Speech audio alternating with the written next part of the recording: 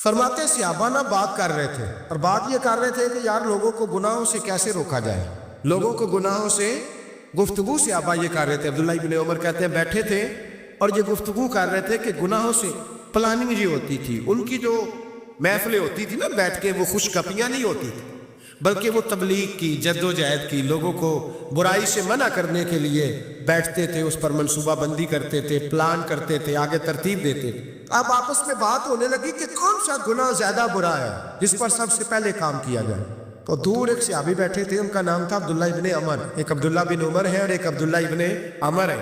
حضرت عبداللہ ابن عمر دور بیٹھے تھے، بڑے سمجھدار سیانے باریک بین آدمی تھے۔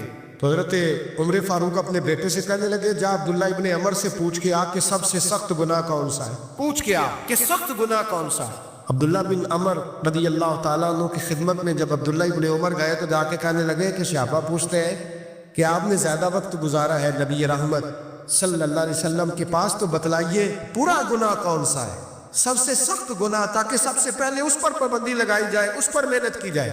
تو حضرت عبداللہ ابن عمر کہنے لگے صحابہ کو جا کے بتا دو کہ سب سے برا گناہ شراب پینا، سب سے برا گناہ، اور یہ ام الخبائث ہے، برائیوں کی جڑ ہے، گناہوں کی ماں ہے، یہ بنیاد ہے، باقی گناہ اسی سے شروع ہوتے ہیں۔ کہتے ہیں میں نے آ کے بتایا تو حضرت ابو بکر صدیق رضی اللہ تعالیٰ عنہ سیدنا فاروق اعظم کہنے لگے خود جاتے ہیں، ان کے پاس خود جاتے ہیں، چونکہ ہم نے بات سننی ہے ہم خود جاتے ہیں اور ان سے جا کر کے سوال کرتے ہیں کہ اگر آپ کو اس تفصیل کا پتہ ہے نا تو اس کے پیچھے بھی کوئی تفصیل ہوگی جو میرے نبی پاک نے بیان کی ہوگی صلی اللہ تعالی علیہ وسلم، اس تفصیل کا بھی آپ کو پتہ ہوگا جو نبی پاک نے بیان کی ہوگی، اس بات کے پیچھے جو بیک گراؤنڈ ہے، جو پس منظر ہے۔ فرماتے ہیں کہ ہم اٹھے، عبداللہ ابن عمر کے پاس گئے، ان سے جا کے پوچھا کہ جناب آپ نے یہ تو فرمایا ہے شراب ام الخبائث ہے، تو اس کے پیچھے پس منظر کیا ہے؟ تو عبداللہ ابن عمر کہنے لگے یہ میں نے اپنے پاس سے نہیں کہا، یہ میں نے نبی پاک سے سنا ہوا۔ حضور سید عالم صلی اللہ علیہ وسلم بیٹھے تھے تو حضور نے فرمایا شراب، یہ نشہ، یہ برائیوں کی ماں ہے۔ اور پھر حضور نے ایک مثال بیان فرمائی، نبی رحمت علیہ السلام نے فرمایا بنی اسرائیل کا ایک واقعہ ہے، ایک خوبصورت جوان تھا، ایک عورت کا دل آ گیا اس پر۔ یہ یاد رکھ لیں، ہم لڑکوں کو منع کرتے رہتے ہیں لیکن ہمیں گھر کی بچیوں پر بھی توجہ دینی ہوگی، ہمیں ان کے فون پر بھی نگرانی کرنی ہوگی، ہمیں وہاں بھی غور کرنا ہوگا، اس لیے کہ اگر کوئی بچی گنجائش نہ دے تو میرا خیال ہے کہ لڑکا جرت کرنے کی طاقت نہیں رکھتا۔ تو وہاں بھی ان کی اماں سے کہے کہ پابندی لگائے، بچی کسی کا موبائل لے کر کے کہیں اس کو استعمال تو نہیں کر رہی، اس پودے پر بھی توجہ دے، درخت بننے سے پہلے اس کی بھی نگرانی کرے، یہ بھی بڑا ضروری کام ہے۔ عورت کا دل آ گیا تو نبی پاک علیہ الصلوۃ والسلام فرماتے اس نے کوئی بہانہ لگایا، کسی کو کہا کہ اس نوجوان کو بلا کے لاؤ، اس کو کہو کہ ہم نے کوئی گواہی لینی ہے تجھ سے۔ وہ نوجوان آیا، ایک کمرے میں داخل ہوا تو اگلے کمرے میں لے گئے، وہاں داخل ہوا تو اس سے اگلے کمرے میں لے گئی، وہ داخل ہوا تو اسی طرح 7 مکفل کمروں میں لے گئی۔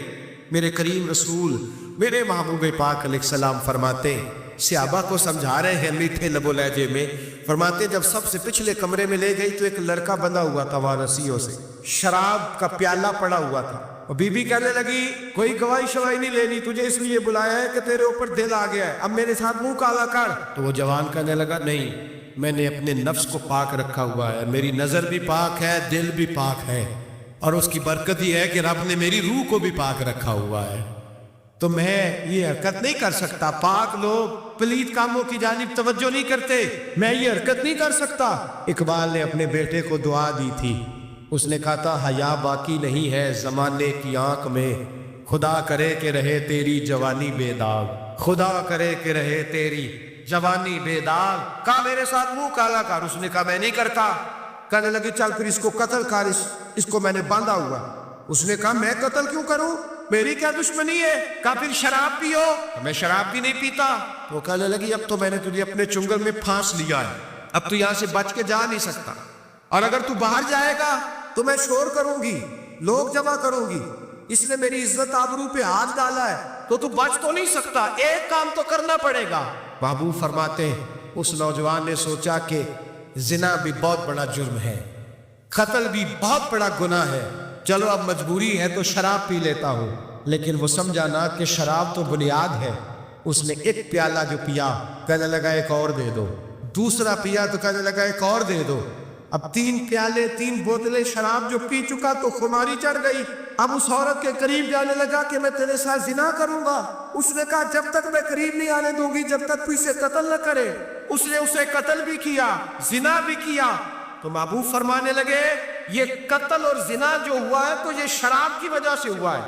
गोया शराब को जुर्म है जो कत्ल भी कराएगी, जो जिना भी कराएगी। और अगर आप नशई को देखें, अगर आप शराबी को देखें तो क्या वो डकैतियां नहीं करता फिरता, वो चोरियां नहीं करता, वो अपनी ही माँ का जेवर नहीं बेच आता, वो अपनी ही बहन का पड़ा हुआ जहेज नहीं बेच आता, वो अपने ही घर में डाके नहीं डालता, वो अल्लाह के घर मस्जिद में आकर के चोरी नहीं करता।